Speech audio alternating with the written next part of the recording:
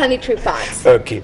So when you go to sanitary pads, I think what you should know as a woman is what is acceptable to you, because there are a lot of brands on the market. Yes. And some of them you may be allergic to the components in the sanitary pad. How would you know? Commonest way is if after using a sanitary pad you've never used before, you have an increase in discharge, you start to itch. I think it should occur to you that that is most likely the cause. So you want to change that brand and try a different brand and look at the component rating on that brand. And if you use a different brand, maybe cotton base or something, and you don't experience that, then most likely you can point that. How about those who would say, I'm not a heavy bleeder, so throughout the day there is one sanitary pad in their panties? Is it advisable, or do you need to change? I think you should change at your comfort. Okay.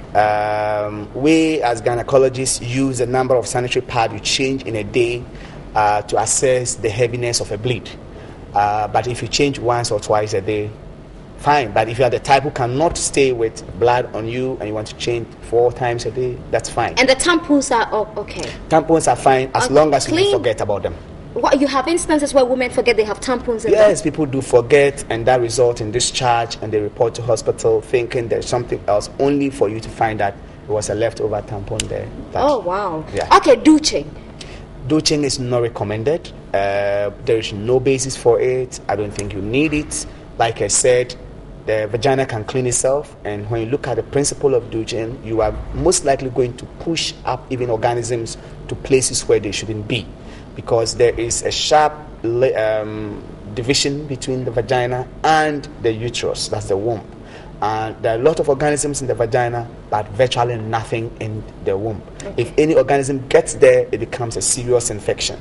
Even vaginal organisms, if they migrate their way up, they can result in a very serious infection. So when you douche, what you are doing is pushing, trying to wash these things out, but in the process, you may actually push them up and spread them to areas that is not recommended. Okay, and there is one issue that a lot of women are, guilty of. For instance, they wear the panty today, they get home, I'm not ready to wash. You put it down. The next day, so you pile up, and then on Saturdays you wash everything. Is it advisable? I don't think there is a lot of problem with that. Okay. As long as you actually wash them before you use them, and as long as you don't mix used with clean ones. Okay. And then the key thing about the panties is that once you wash them, you dry them in a very airy place so that they are properly dried before. How about disposable panties? I'm sure you've seen them. Oh, I have seen a few used most likely in post-surgical patients who... But now they're on the market. You can just go buy where, when you get home, you just put in the dustbin. As long as you don't react to it, best wishes to you. Okay, now before I let you go,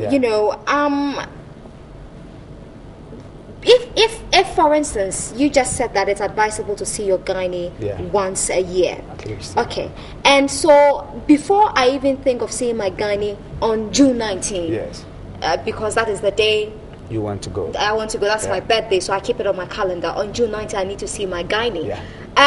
Ahead of that, what do you need to be doing? Of course, you recommend bathing twice a day. Yeah. But if you're the type you get home, you're tired, you don't want to go to the bathroom, what do you do? Bathing is absolutely essential. I think you should still try and bath, no matter the level of tiredness. It actually takes away a lot of the tiredness for you. But ahead of a gynec visit, I think a few things your gynae will be asking you, which you should know. For instance, the regularity of your menstrual cycle. If you have a menstrual diary, for instance, the dates that you've had them, it helps. Because if you have issues with fertility or anything, your gynae is going to ask questions and use that to advise you. You need to keep your sexual history. For instance, it's going to ask you if you have any pain during sexual intercourse, if you have any bleeding after sex. The gynae will be very interested in that. The last time he had a pap smear, he would want to know that. And if the result was normal or abnormal, he would want to know that. And your general health status, because a lot of the general health conditions may reflect in your reproductive system. Example, your exercise habits, your dietary habits, because like I said, some medical conditions like diabetes and stuff, for some women, the first diagnosis might be through a vaginal discharge, which the gynae might request as part of his or her investigations, your sugar level, and only to realize that you are diabetic. So when you keep a history of these things, I think it helps. And what's the best outfit for a woman? Do we always have to wear tight clothes that shows off our curves, Well, the tight jeans, tight clothes, and the underwears as well? Yeah, so tight clothes, tight underwears, particularly those not cotton based, can generate a lot of heat there, and that can even increase discharge in some women. And while you're on it, yeah, G-strings or pea panties? Any at your comfort. Okay. But it's just that make sure that the particular type you're using is comfortable for you, cotton based, not one that generates a lot of heat there to increase the level of discharge. And if you're uncomfortable with one, check the product. Okay, and the tight jeans? Tight jeans, once you're comfortable, I think that's cool. Okay, so I've been told that sometimes people even use yogurt to clean the vagina. You've heard of that instance? I have, but the principle underlining that a lot of the people are trying to find out is that some people actually recommend some type of yogurt if you're having a discharge, because they think you might be having an imbalance of your organisms, particularly the fungi. Yogurt is made from yeast, and there are healthy yeast there that helps in the growth of and maintenance of the pH of the vagina. But I don't think the commercial yogurt you find, you should just put some there, because you might not know whether it's made of live yeast, the content, the components, and all of that. And other things might be in it that may not be helpful to you. So unless there is a problem, I don't think there's a need to use that. Okay, there you go. See your gynae once a year.